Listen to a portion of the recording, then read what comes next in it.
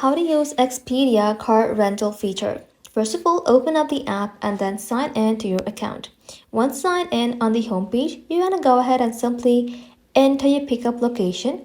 And if you are returning car somewhere else, select the option to enter different drop-off location. Now choose your pickup and your drop-off date and times. Once everything looks good, you can simply tap on search.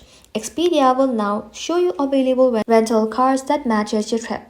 You can even use the filter option to narrow down the results by things like car type, price, rental company, and other preferences.